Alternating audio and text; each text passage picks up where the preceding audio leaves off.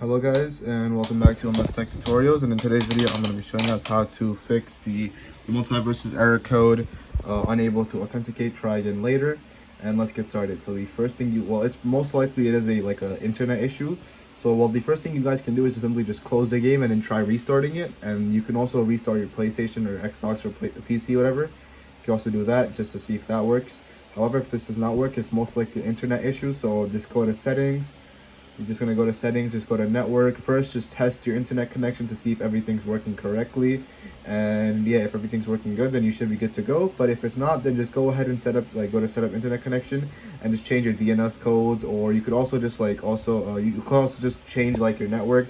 Maybe if you have two different Wi-Fi's, you could also just change that. And yeah, it's not. And you can also just connect the internet on or off a few times, because this also resets your internet, and this definitely does help.